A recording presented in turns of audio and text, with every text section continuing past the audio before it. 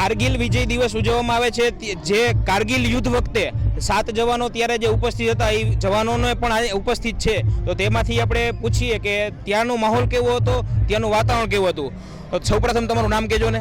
હું ઓનરી સુબેદાર મેજર ઝાલા સહદેવસિંહ 28 વર્ષ સેનામાંથી 2022 ડિસેમ્બરમાં રિટાયર્ડ થયો છું. તો કારગિલના યુદ્ધ વખતે તમે કઈ જગ્યાએ હતા અને તમારું કાર્ય શું હતું? કારગિલ યુદ્ધ જ્યારે જો ઘોષિત થયું હતું ત્યારે એના એડવાન્સમાં જે મુવમેન્ટ જે હતી ત્યારે હું બિકાનેર રોમિયો સેક્ટરમાં બોર્ડર ઉપર હતો. બરોબર. એ તમે એના તમામ જે યુદ્ધ હતું એ દરમિયાન તમારી શું જવાબદારી હતી, તમે શું કાર્ય કરેલું હતું? હું એક ટેન્ક રેજિમેન્ટથી હતો અને ત્યારે શોર્ટ ટાઈમમાં જ્યારે નોટિસ મળે છે, એક મુવમેન્ટ જે થાય છે ત્યારે અમે ટેન્ક લઈને શોર્ટ ટાઈમમાં જે ગોળા બારૂદને જે કમ્પ્લેન્ટ સાજો સામાન છે એના લઈને બોર્ડર તરફ રવાના થયા હતા. અને જે પૂરું જો ડિસ્પ્લે થાય અમારી જે પહેલાંથી જે નિયુક્ત જગ્યા હોય ત્યાં અમે ડિસ્પ્લે થઈ ગયા હતા.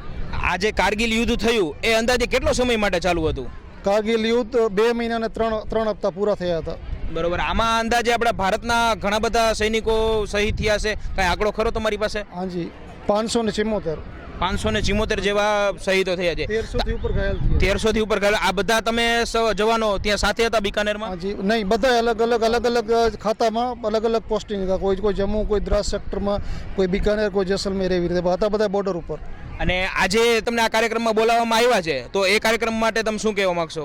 અમે સ્પેશિયલ એક ભારતીય જનતા પાર્ટી તરફથી અજયભાઈ લોરિયાનો ખૂબ આભાર વ્યક્ત કરી છે. માજી સૈનિક જે શ્રદ્ધા અમારું જે મંડળ છે એના તરફથી ખૂબ એમનો આભાર કે અમને સન્માન માટે બોલાવ્યા અને એમને એક અમારું નહીં પણ એક આર્મીનું સન્માન કર્યું છે. ધન્યવાદ.